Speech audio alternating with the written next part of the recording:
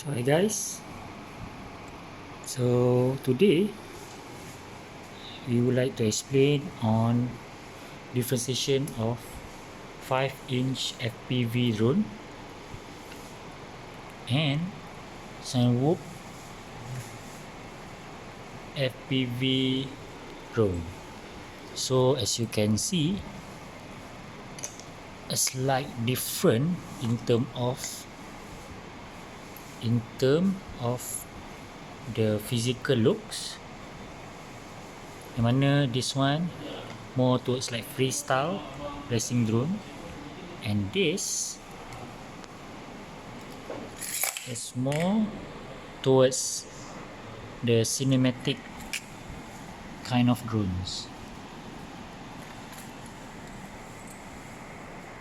Okay, dia ada this propeller guard duct to protect, dan a bit you can say in easy words, boleh protect lagi safe compare to this yang langsung tak ada protection.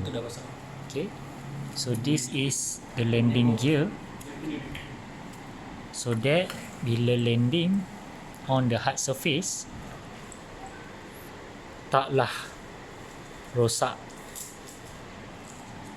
Okay, compare to this, as you can hear, agak hard landing juga.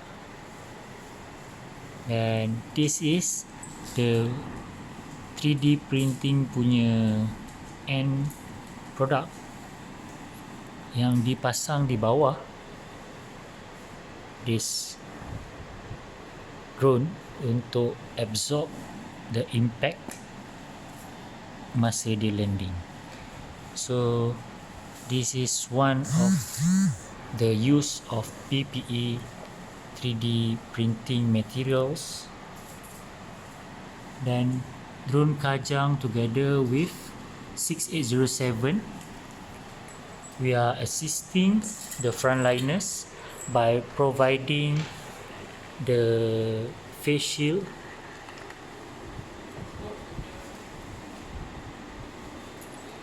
for frontliners, and also doctors, hospital, clinic, our Malaysian Heroes during this pandemic COVID-19.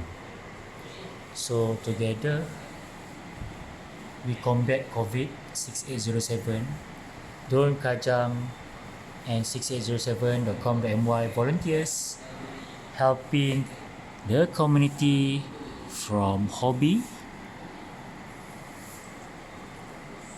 drone to community. Okay, so guys,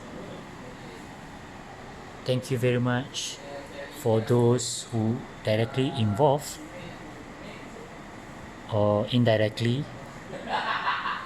membantu all the frontliners in Malaysia by staying at home, wearing the facial mask, using the hand sanitizer. Mr. Sinan from Durian Digital, DDM Friend,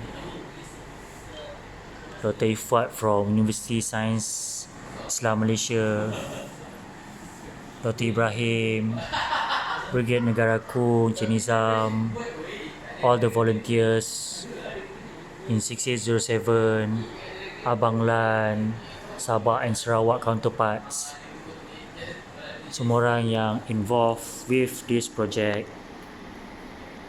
Thank you very much on behalf of the team and volunteers. You guys have made some impact to the community and also kepada frontliners in Malaysia. So again, thank you very much. Assalamualaikum.